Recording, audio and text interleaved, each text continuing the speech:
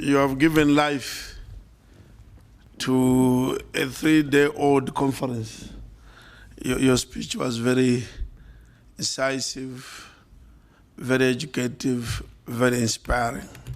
So on this note, let me move to the final closing part of the conference. And I'll make a few closing remarks.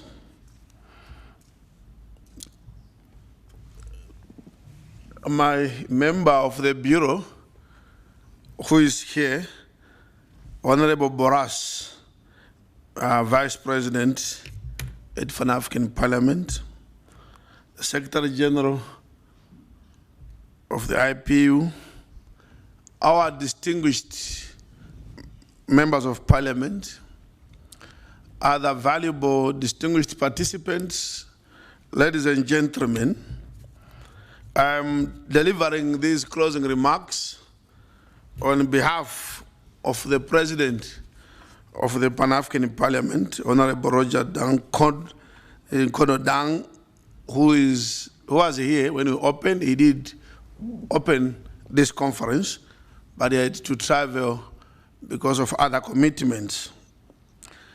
And up front, I need to thank all of you for the commitment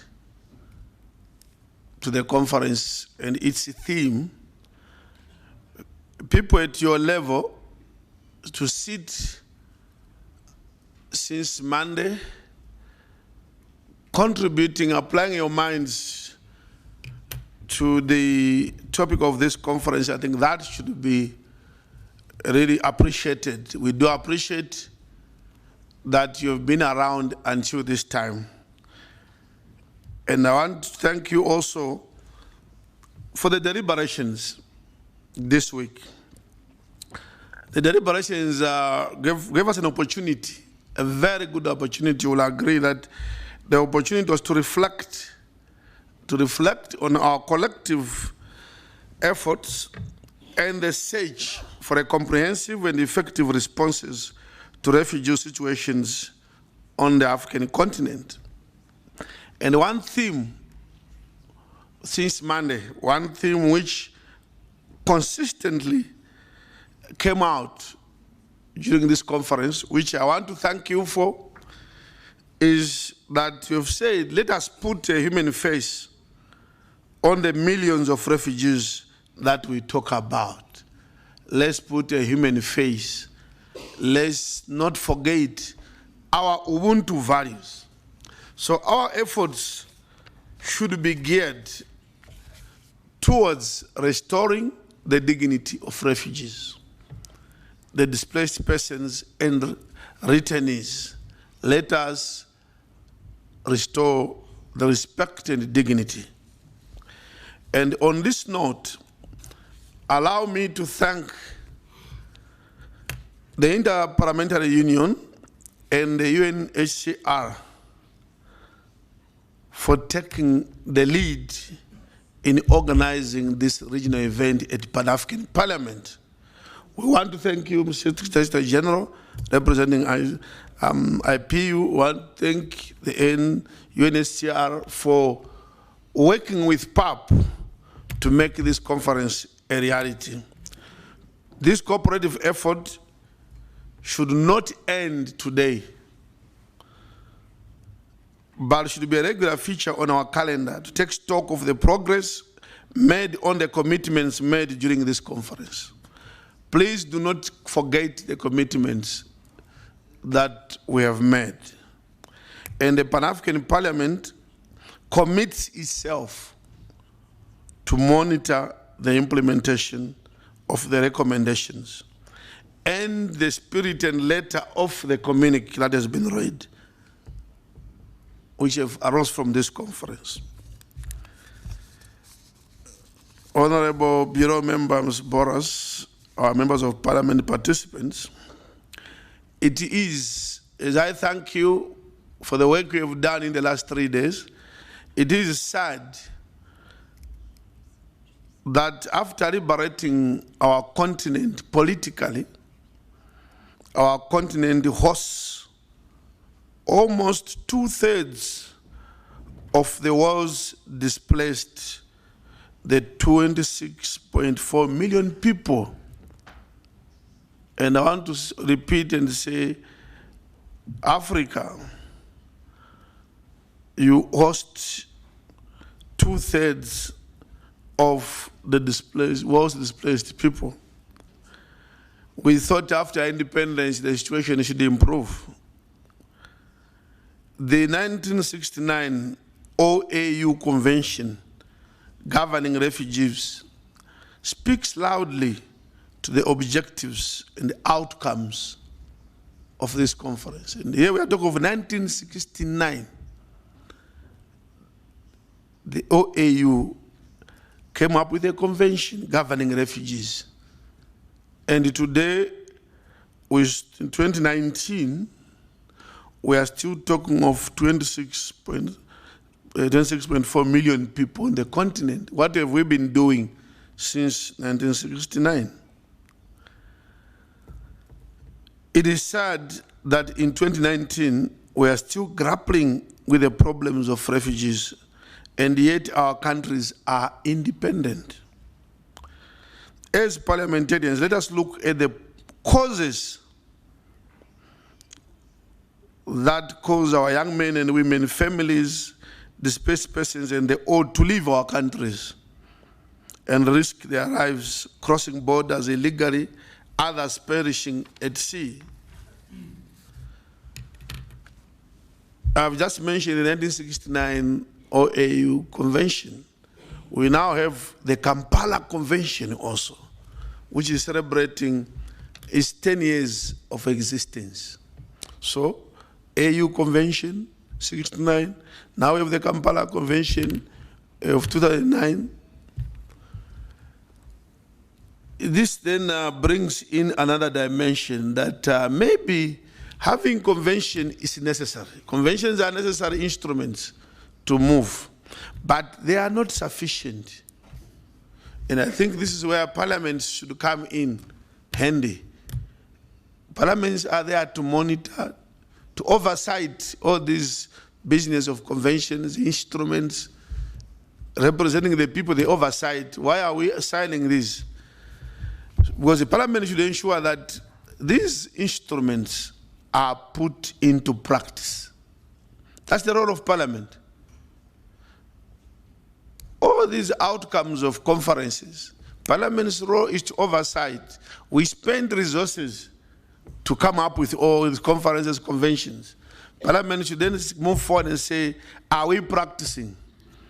Have we domesticated? Are we complying? You will find that if you read the literature around refugees, you'll find that we already have a lot of instruments. A lot of knowledge exists already. But something is lacking. We don't even need new conventions, please, or instruments. We have enough already. What is required is domestication and compliance. And compliance is a parliamentary duty. When you say oversight, that's the role of parliament. But what is more important is to ensure that the causes, and again it's about parliament, what is causing the mass movements of people? Parliament should make sure that these are eradicated. You are the one who allocates resources, budgets. You represent the people. When you do those functions, perform those functions, try and see that are we eradicating some of these weaknesses on the continent.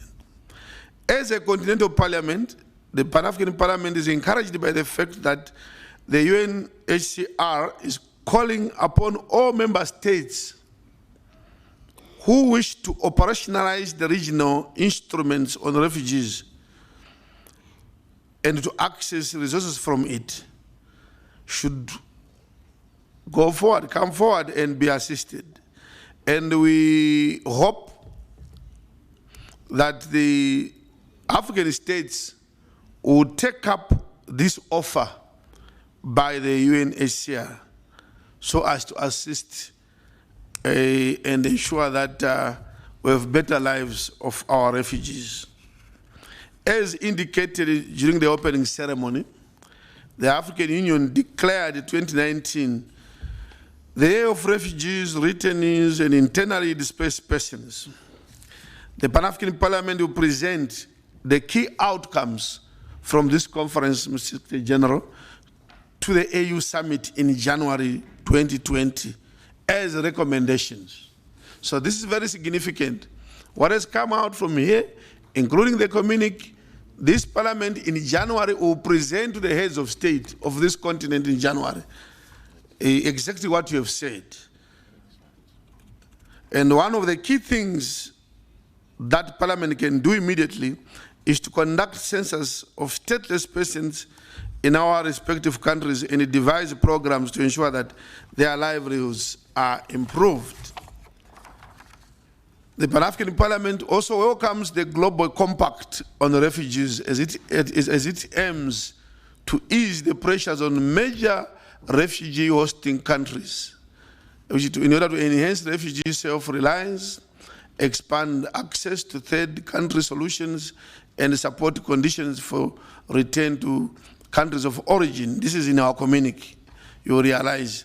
The PAP, therefore, welcomes the Global Refugee Forum, established by the Global Compact on Refugees, which will be convened in Geneva at the ministerial level on the 17th and 18th of December this year.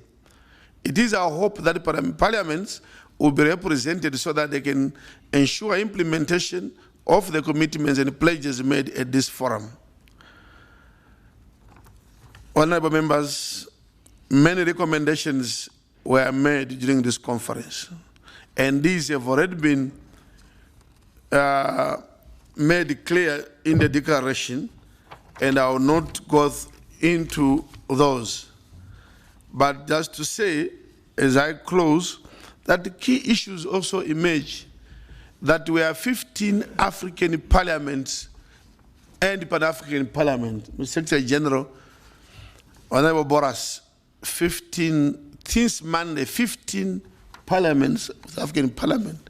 That's a significant number. And we should ensure that the outcomes make a change, and that we assist and protect, and we have sought to assist to find solutions to the situations on the continent. And this is highly complimented. And I want to thank the conference for contributing to the theme of the AU. The business we conducted in the past 3 days is actually to contribute to what the African Union has been doing the whole year. And we are saying beyond this, let's move forward. And I'm confident that the conference outcomes will then start changing the whole scenario for the better of the 26.4 million refugees. And Mr. Secretary General, you mentioned very good things about the role of Parliament. That should our parliaments fit for purpose? That's a good question and challenge.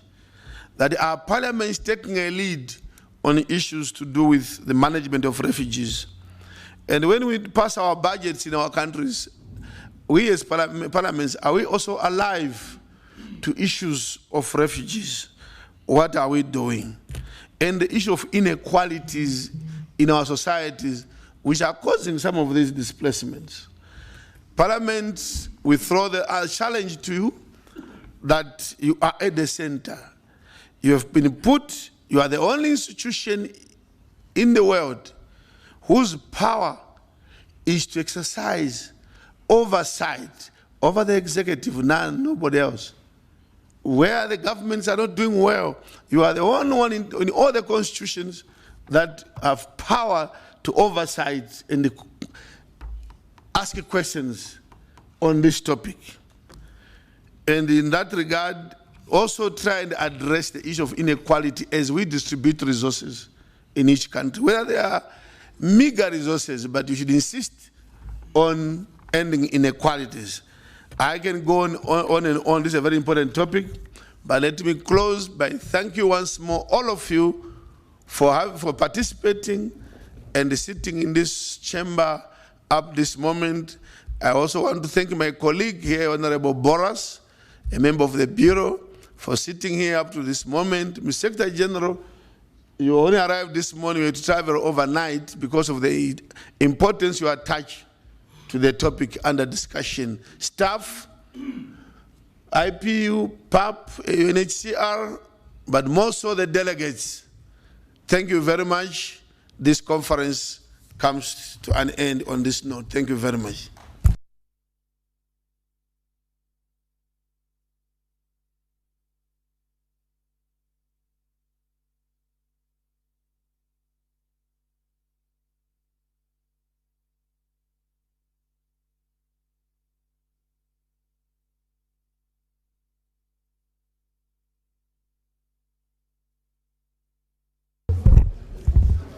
Vous pouvez donner l'information?